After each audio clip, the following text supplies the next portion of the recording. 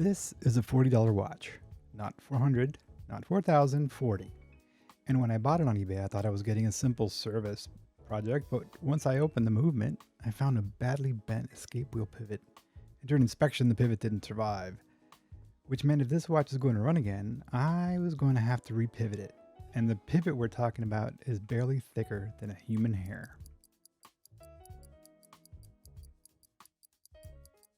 But the funny thing is, that's not actually why I bought the watch. I bought it because of this dial. Look at this thing. That linen texture, that wonderfully unusual font, the red seconds hand sitting perfectly against it, and the case design. Somebody spent time thinking about this watch. And then the world just forgot about it. $40 on eBay. Nobody noticed. And that's exactly why it stopped me. Before we do anything else, let's get it on the Timegrapher, just to see where we're starting from. The amplitude is low, as you can see. The rate is inconsistent, big variations between positions. Exactly what you'd expect from a movement that hasn't seen a service bench in decades. Now this watch is gonna need a lot of work. Before we can do anything, we gotta get inside of it. And this is a front-loading case. Instead of opening from the back, the movement comes out through the crystal. And for that, we're using one of my favorite tools for one-piece cases, and that's the Seiko S14 crystal lift. So basically it compresses the crystal evenly, drawing the edges in just enough to clear the case rim without stressing the crystal. And many of these Century front loaders use tension fit crystals to help seal the case. Once the S14 relieves that pressure, the crystal comes right off. It's awesome. Now that the movement is on the bench, we can really appreciate the dial and the sharply faceted lugs, the warmth of the rose gold filled case, and beneath the grime, a linen dial. That texture gives the dial real depth once the light hits it properly. The numerals are a little more adventurous than what you see on most watches from this era, almost architectural. Paired with the applied rose gold markers, they give the dial a really distinctive character. And then there's the red sweep seconds hand. Small detail. But once you see it, the whole dial suddenly feels alive. Watches like this were once everyday companions. Brands like Benrus Watch Company filled that space in the mid-20th century. American marketed watches powered by dependable Swiss movements. Not luxury trophies, not disposable fashion, just honest mechanical watches built to be worn. And today, many of them are quietly overlooked. This is the kind of watch that ends up on this bench. Not the watches that fill auction catalogs, the ones that got used and then quietly forgotten. And if you enjoy bringing watches like this back to life with me, hit that subscribe button and help me grow the channel. You just need to tap this guy out of here. There we go. Now this is signed as a Benrus model EM1D. Manually wound, 17 jewels, center sweep seconds. No obvious maker's mark at first glance. But there's a small number under the balance. 239. The number eventually leads us to ETA 2391. Not rare, not glamorous, but a solid mid-century workhorse. Exactly the kind of movement you'd expect in a watch like this.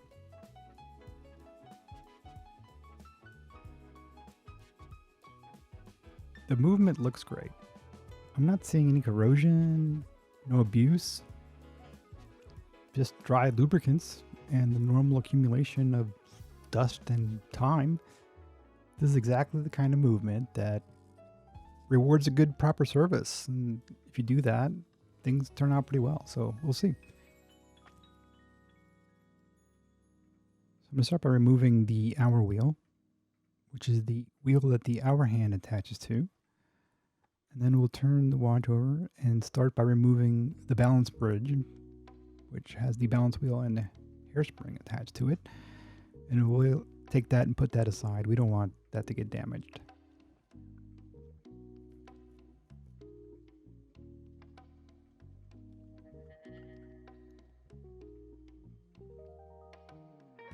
Now I need to let down the wind of the watch because there's still some wind in the movement.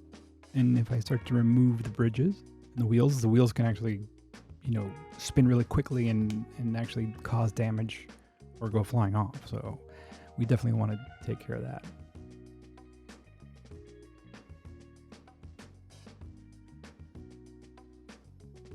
This screw actually allows me to remove the winding stem, and that winding stem does look a little corroded, so we're probably going to need to replace that. All right, and let's start by taking off the terrain bridge.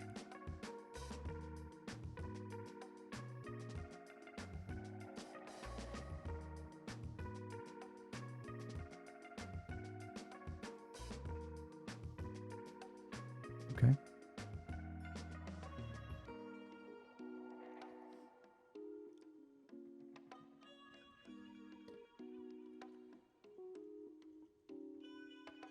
And I'm going to take off the pallet bridge.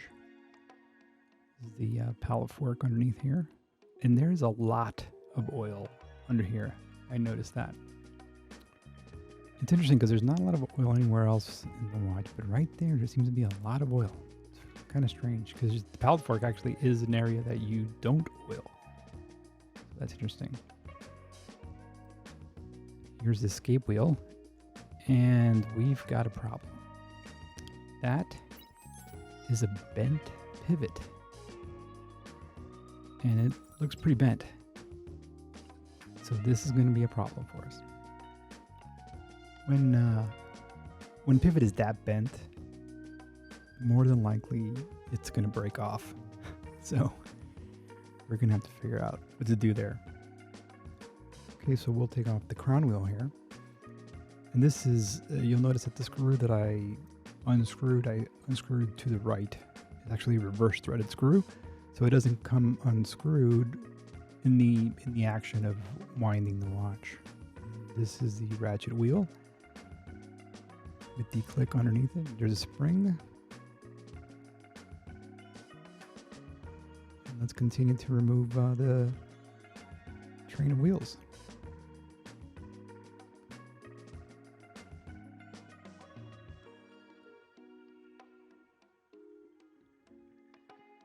And then we'll remove the barrel bridge and get to the barrel.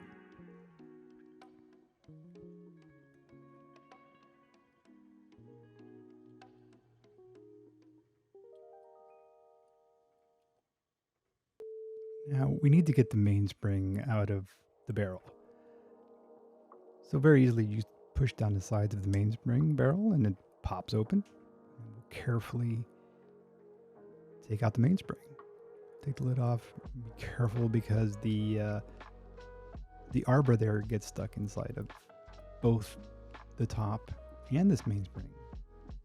And there's a lot of tension on the mainspring, obviously, and that's why I like to use this pin device to hold the arbor, because I've had them fly away, and they fly a good distance away. So let's finish taking this mainspring out of the barrel.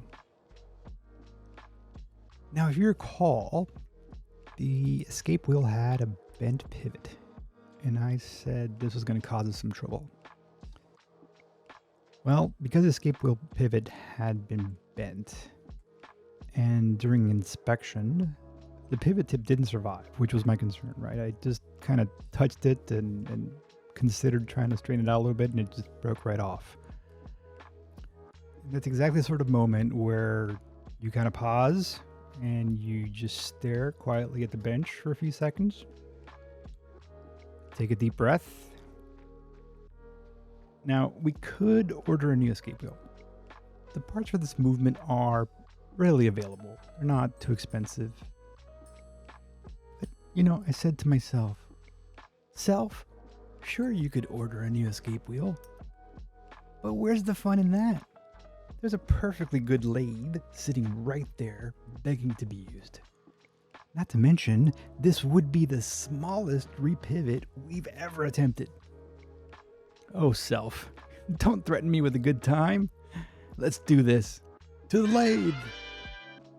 Okay, so first things first, I attached the escape wheel to this brass wax collet using shellac, because holding the opposite pivot would have been far too risky. It's way too small. The pivot has a size of 0.11 millimeter.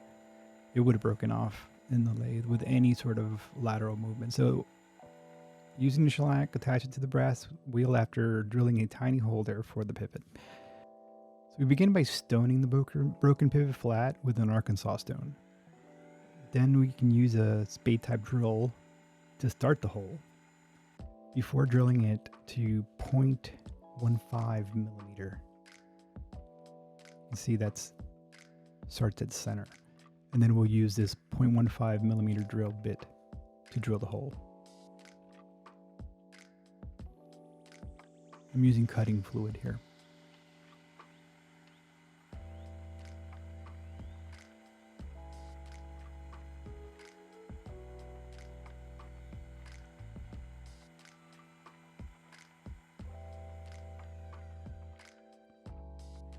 Okay, just going to check the depth. Looks good. Now I'm going to make a new pivot. It's turned from some blued steel. This is about 2 millimeters thick. Unfortunately, I didn't have anything thinner. So this is 2 millimeters thick, and I'm turning it all the way down to fit the 0.15 millimeter hole. Now I need it to be a friction fit. So it's going to have a slight taper to it so that it fits into the hole. All right, we're going to test a measurement here. And we're close. We're probably about 0.16 here.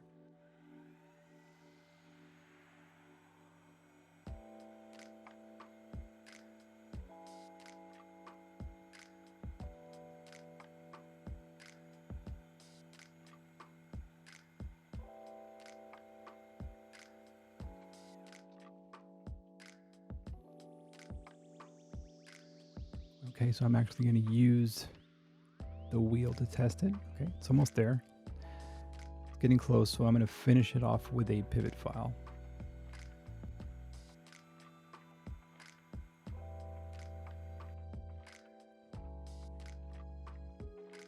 Okay, there we go.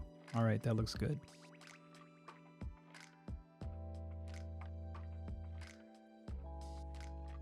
So now I'm going to take this off of here. I'm going to make a slight cut on the back side so that I can then break it off.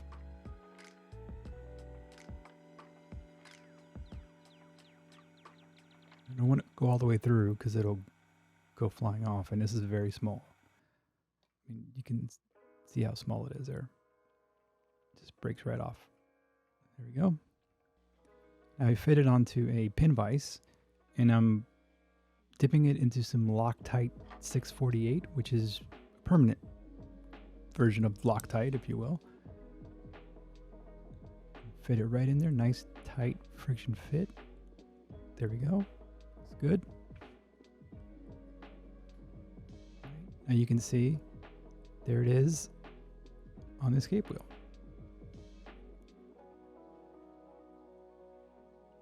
Okay, now we can get it down to size. And to do that, I'm going to use the Jacko lathe. Now this attachment that I have it on is actually similar to what used to be a pivot fix, I believe they used to call it. There's a gentleman out of Hungary who actually makes these, and it's great. So as you spin that movement, it uses that metal wheel there to burnish.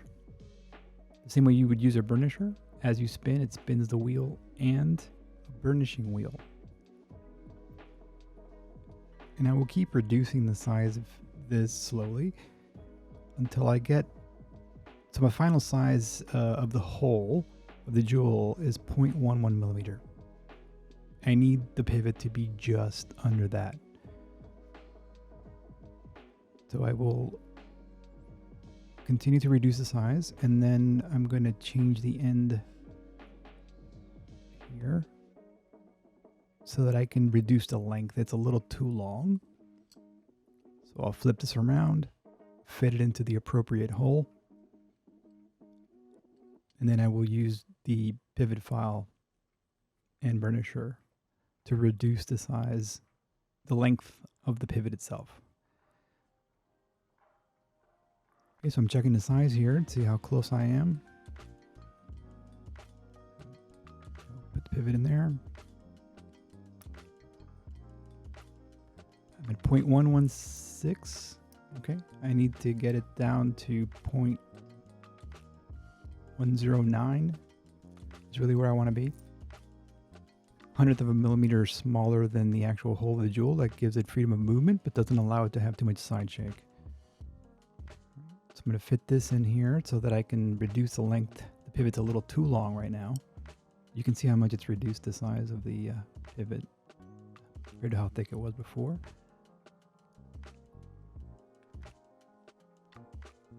All right, so I'll use the pivot file here to reduce the end of it.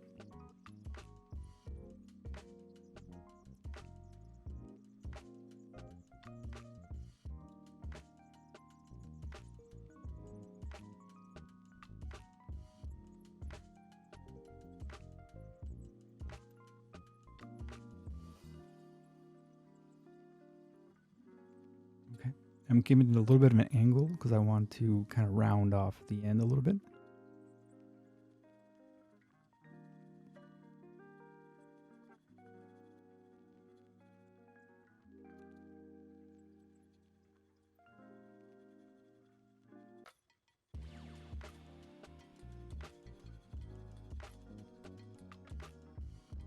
All right, I'm going to switch to a burnisher now to finish it off.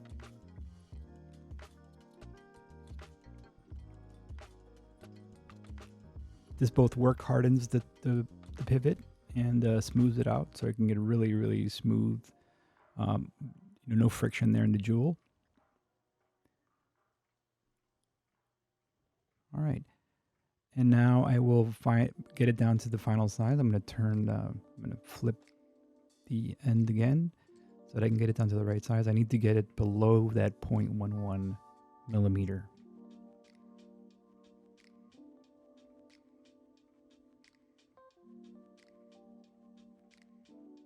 Okay, now I got the right bed, the right size there, so put this back in place and do the final reduction.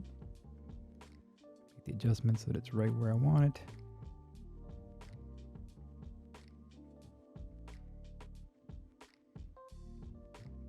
And then get it down to the right size.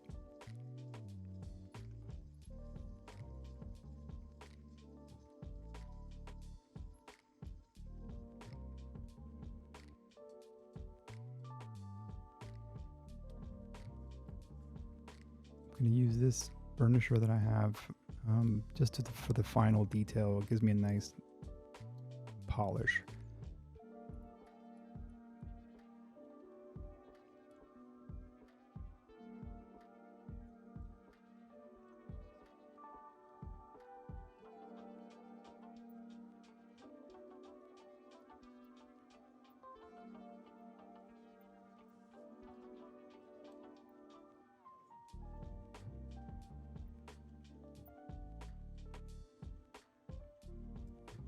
All right, gotta be careful. We don't want to go too far. I mean, we're talking about 100ths of a millimeter here. So let's check it. Come on, just below 11. We need to get 10.9.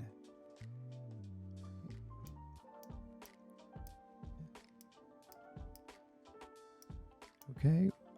Oh yeah, look at that. 10.9. Perfect. We are good. So now we just got to get the rest of the watch cleaned up, and I'll use my custom 3D printed watch cleaner. Check this out. New startup screen has a Watchmaker Studio logo on it. How awesome is that? Yeah, this is the Uber Kiwi that I got from a Kickstarter project. I love this thing. It's great. Built it. It's all printed out of 3D parts and off-the-shelf components. And while these parts are cleaning, a quick thank you to the folks supporting the channel on Patreon. Your support really does help me keep making these videos. And if you'd like a little more behind the scenes bench time before videos go live, there's a link down in the description. Join us over there. And while you're here, please like and subscribe. I would really appreciate it and helps grow the channel. So thank you for that. All right, let's get back to the watch. Okay, we're going to start by putting the mainspring back in the barrel. Put a little bit of 8200 greased in here. We got a new mainspring. Pop it in there. And we're going to put the arbor in here. Put a little bit of HP 1300 on the end there before we put it in. And a little bit of 8200 grease on the mainspring itself and HP 1300 on the arbor.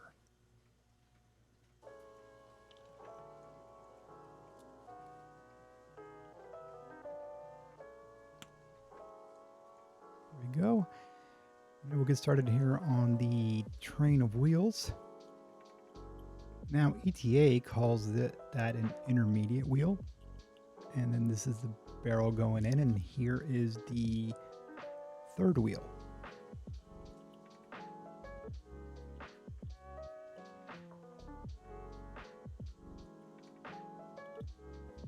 There we go. All right, we're going to put a little bit of HP 1300 here where the sweep second wheel goes. And this is the wheel that the sweep second hand attaches to. There we go. And here is our escape wheel that we just spent all that time working on. So we'll get that into the jewel there. And we'll put the bridge on here and check it out. Make sure that everything is running smoothly. Be careful here. We have to make sure that all the pivots are in the jewels. It's very easy to break a pivot now, especially after all that work. If you compress that down and all the jewels are not in the jewel holes, the pivots are not in the jewel holes, so we need to make sure that that is properly done. There we go. Looks like everything is spinning freely. Good. Okay, so we're going to put a little bit of 9405 grease on, this is the setting lever screw that goes through to the other side of the dial. And we're going to put the barrel bridge on here.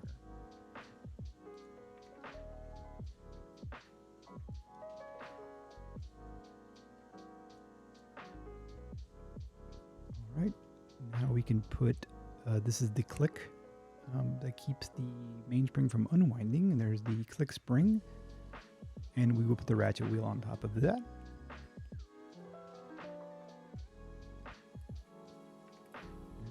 Put a little bit of HP 1300 here on the sliding portions of the click. And then we'll put some 9405 grease under the crown wheel. If there's any of that metal on metal friction, and then put this ring here, and then the reverse threaded screw goes holding it all together. All right, we're just going to put a tiny bit of wind here, and I'm going to check. There's the end shake for the escape wheel. Now that escape wheel, we got to fix that end shake. It's too much. This holder, by the way, is it's an interesting holder. It keeps the movement in the same exact location, as you can spin it around in 2 axes. And especially when you use a microscope, it keeps it in exactly the same place, so you're not constantly zooming in and out and focusing, so that's nice. All right, so we're going to use the horology jeweling tool, and we're going to adjust the jewel here to reduce that end shake of the escape wheel. So very slight movements, pushing the jewel down lower so that it reduces the space between the jewels. All right, let's get it back in there and let's test it out.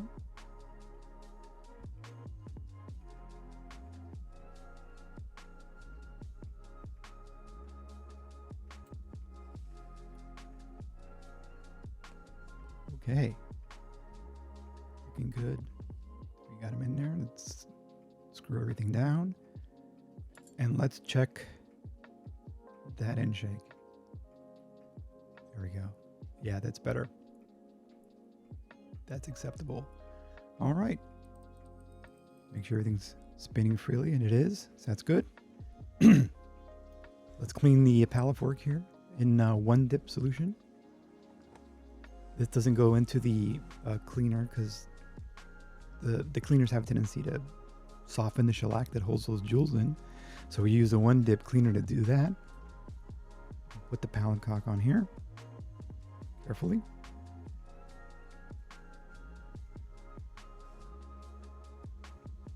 Make sure the pivot's in the jewel. Good. All right. Let's get this tightened down and put a little bit of wind in it. Gently use the crown wheel here to spin it. And yep, we've got the wind going all the way through to the palette fork there. We can see that snapping back and forth. And let's get the balance wheel on here. And all right, kicks right back up. Awesome. There we go. And we've got a working watch again. Not bad.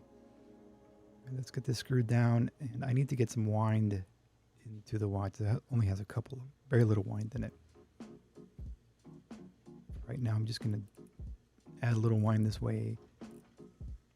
Because this uses a half stem, it's not very easy to put the stem in and turn it and wind it. So sometimes got to get a little creative here. I'm just adding a little bit of HP 1300 around the screw of the ratchet wheel there. I'm adding a little bit of 941 oil to the palette stones. And actually I'll do this 3 times, but you've seen this in other videos. So I'm just going to, this is the end of it, just to let it run through.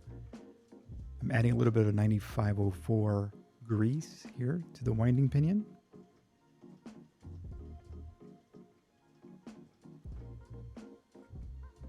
There's a sliding pinion. And the yoke. Now I'm going to add a little bit of HP 1300 to all of the posts where the wheels go and spin around.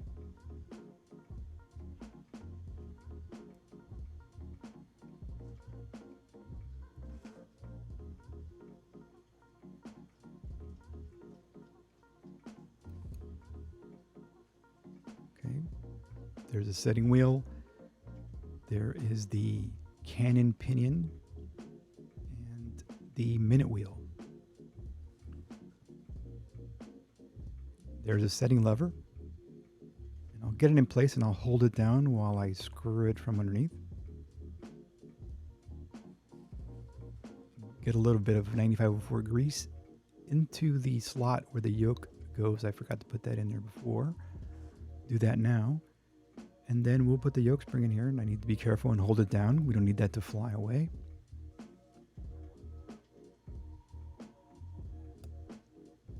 Okay, and then we will get the setting lever spring in place. This acts both as a cover to hold everything in place, as well as to set the spring for the setting lever. This is the minute wheel cock here. It's got 2 screws, and normally that would be a bridge, but we call it a cock.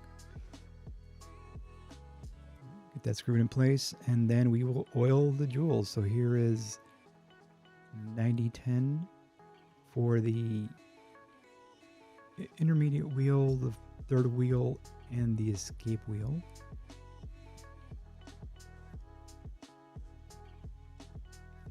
And we can turn it over.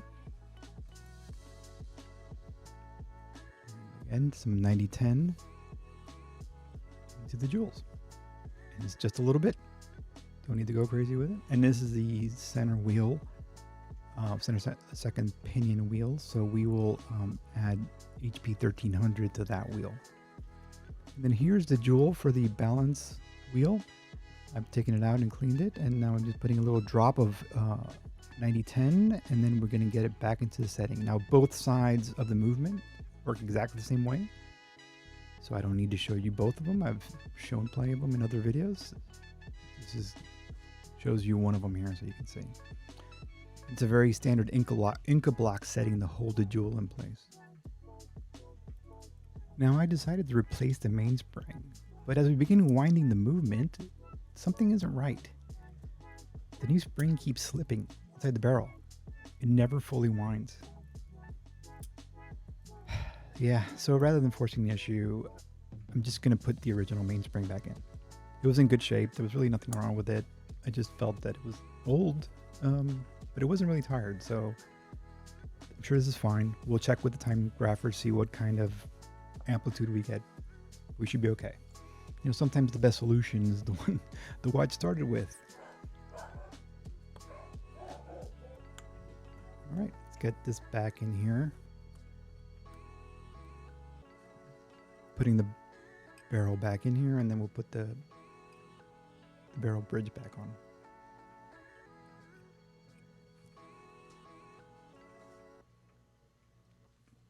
All right, here we go. Just get these ass things screwed back in, and let's get it on Timegrapher. Let's see how we did. All right, the difference from where we started is obvious. I mean, so first of all, in a dial-up position, the watch is running 9.9 seconds per day with 307 degrees of amplitude, 0.8 milliseconds beat error. That's pretty darn good. And now we switch to dial down, and it's 7.7 seconds a day with 303 degrees of amplitude and 0.5 milliseconds per beat error. That's also very good. Now we're going to go to the vertical positions. And this is where watches naturally lose a little energy, but the performance is still very solid. We've got, this is a crown down, running 6.4 seconds a day. It's plus 6.4 seconds a day, sorry. With 250 degrees of amplitude. And finally, the crown down position, or excuse me, crown left position comes in at 2.5 seconds per day with 261 degrees of amplitude and 1 millisecond of beat error. Across all four positions, the watch has a delta of 7.4 seconds a day. Not bad for a $40 watch nobody wanted. So now we're in the home stretch here, and I'm cleaning up the dial. So I get a lot of questions about cleaning dials, and why didn't I clean the dial more? You really can't. There's only so much you can do. The varnish that is on the dials will come off, and it'll be much worse. So this is just distilled water and some cotton swabs. Very gently cleaning up the dial the best I can, just getting rid of the dirt and grime. And now we got the hands. And these hands are radioactive. This is a Geiger counter. And you can see it's going nuts. So not only is it's radium, it's radioactive, but it's kind of gross. It just looks brown and nasty. So we're going to just get it out of there. So I put it underwater because the danger here is if the radium gets airborne. By putting it underwater, and I can take off the radium underwater, that keeps it from getting airborne. And we're going to clean up the hands nicely using alcohol, water, and a few other things. And actually, I'm using here diamantine powder mixed with oil, and these sticks that I just got in the mail, which are the type of wood that is used for polishing movements, and does a wonderful job. All right, so the hand was missing paint, so I'm going to repaint it. This hand is a big deal for this watch from a design perspective, and I want it to look great. So I have some hand paint here, repainted that, and then here's the loom. So I'm just mixing up some loom, and I'm actually going to put a little bit of dye in it to color it, so it looks a little more like aged loom. I don't want bright white loom in there. It's not going to match the rest of the watch. So we'll mix that in, and then we'll carefully put it on the hands here.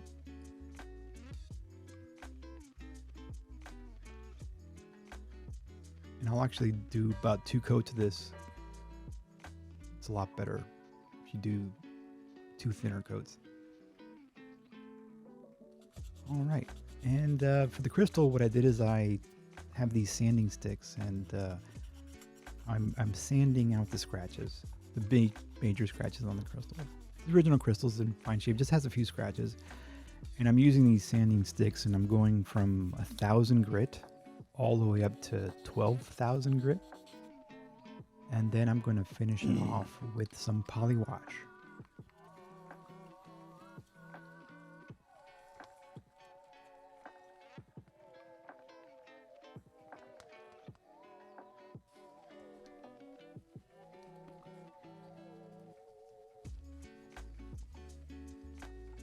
Okay. And I think the crystal came out pretty darn good. There you go. Okay, so now that's the old winding stem. I got a new one. And this little tool that I have here actually allows me to lubricate the winding stem very quickly. There's a new winding stem.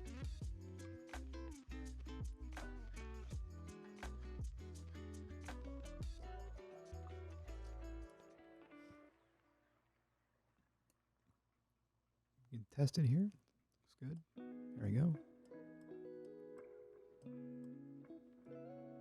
All right. So now let's get the hour wheel back on here. And let's get a dial back on here so we can put the hands on. And we can case this up and finish it off.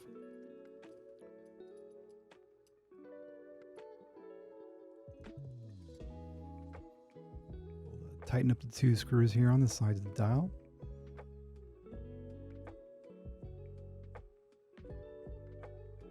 Put the hands on. And I don't have to worry about them clicking over at a certain time, midnight. There's no calendar, so just got to get them in there. So what I'll do is I'll put the hour hand on first, and then I'll set it at 3 o'clock, and then I'll set the minute hand right at 12.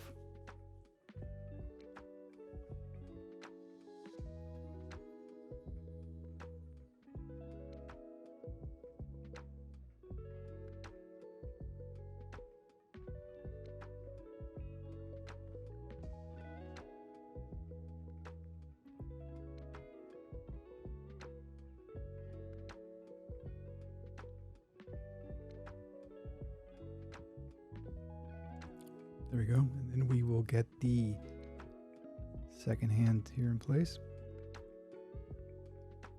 It just really pops. Look at that. There we go. Just checking everything's working fine. They're interacting well.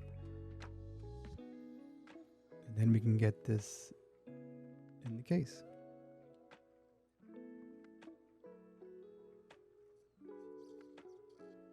And then I will use my Seiko S14 crystal remover again to put the crystal back on here. Let's put the crown on here quickly. Snaps in place. There we go. Nice and clean. Just gonna vacuum up any dust that might be inside. And then we'll get this crystal installed here.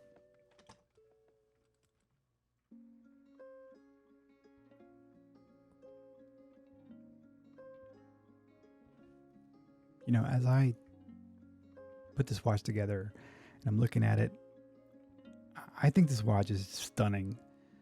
It is just a really beautifully designed watch, and it just looks great. It runs beautifully now. The balance swings the way it should. The red seconds hand just pops, looks fantastic all across that linen dial. And the funny thing is that nothing about this watch really changed. It didn't suddenly become rare. It didn't suddenly become expensive. It was always a well-designed, well-made watch. The only difference now is that someone finally noticed it. Not bad for a $40 watch nobody wanted.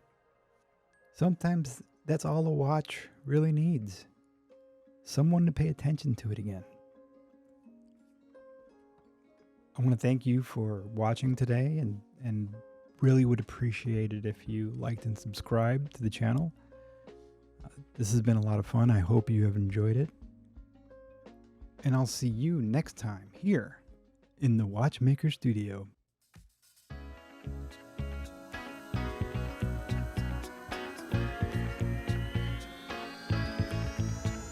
This world is so cold and deceiving, filled with lies and disguises and cheating. I got just the right sugar to sweeten, turn it all to the garden of Eden. I can make the gray turn gold, I can make the sun come out, I can make the bland turn bold, show you what it's all about. I can make all your edges smooth, I can make your visions come true. Just like a filter, whenever you want me, I'm here for you. I make you brand new, just like a filter. All of them flaws, baby, what's the use? Let's bang it true. I can give you a rhyme and a reason. You just have to give in to the